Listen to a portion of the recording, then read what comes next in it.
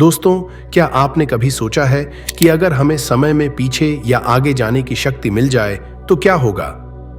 इतिहास बदल सकता है, भविष्य को पलट कर रख सकते हैं। समय यात्रा यानी टाइम ट्रेवल का विचार केवल विज्ञान कथाओं का हिस्सा नहीं है। कई रहस्यमयी कहानियां और सबूत हमें यह सोचने पर मजबूर कर देते हैं कि क्या वाकई समय यात्रा संभव हो सकती है। आज हम आपको लेकर चलेंगे ऐसी अजीब और अविश्वसनीय कहानियों की दुनिया में जहां लोगों का दावा है कि उन्होंने समय की सीमाओं को पार किया।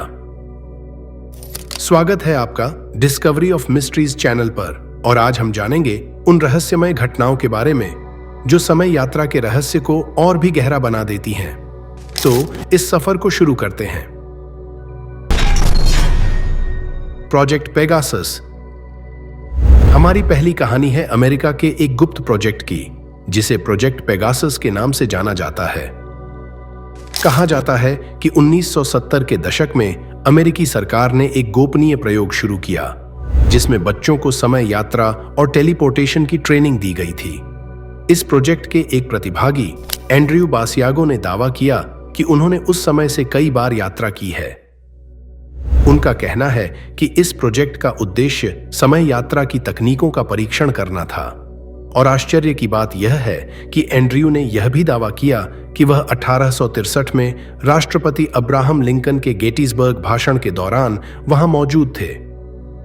दोस्तों, सवाल उठता है कि क्या सच में सरकारों के पास ऐसी गुप्त तकनीक है या यह केवल एक छलावा है? एंड्रयू के दावों पर विश्वास करना मुश्किल है, लेकिन उनकी कहानी को इतने विस्तार से सुनकर कई लोग इस पर शक करते हैं। Time travelling hipster.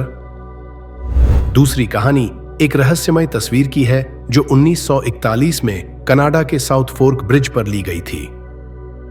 इस फोटो में एक भीड़ के बीच एक ऐसा शख्स नजर आ रहा है जिसका पहनावा और धूप के चश्मे आज के जमाने जैसे लगते हैं, जबकि बाकी लोग पुराने जमाने के कपड़ों में थे। यह आदमी एकदम अलग दिख रहा था, जैसे वह आज के जमाने का हो। इंटरनेट पर इस तस्वीर को देख लोग हैरान रह गए और इसे टाइम ट्रैवलिंग हिपस्टर का नाम दिया गया। क्या वाकई वह शख्स समय के उस दौर में किसी गलती से पहुंच गया था, या फिर यह एक गलत फहमी है? इस तस्वीर ने एक बार फिर से दुनिया को समय यात्रा के रहस्य पर सोचने के लिए मजबूर कर दिया। रूडोल्फ फेंड्स की रहस्यमय कहानी। हमारी अगली कहानी है एक व्यक्ति की जो अचानक 1950 के न्यूयॉर्क में प्रकट हुआ। उसका नाम था रूडोल्फ फेंड्स। लोगों का कहना है कि वह अचानक एक सड़क के बीच में खड़ा था और उसके कपड़े, उसकी घड़ी और जेब में रखे सिक्के सब पुराने जमाने के थे। उससे पूछताछ करने पर उसने बताया कि वह 1876 में रह रहा था। पुलिस ने जब उसकी जांच की तो पाया कि वाकई 1876 में रूडोल्फ फेंड्स नाम का व्यक्ति लापता हुआ था, और उसके बाद से उसे किसी ने नहीं देखा। क्या यह एक दुर्घटना थी या समय यात्रा का एक और प्रमाण? इस कहानी को सुनकर आज भी लोग चौंक जाते हैं और सोचते हैं कि क्या यह समय यात्रा का रहस्य उजागर कर सकता है। स्वर्णभूत काल यात्री।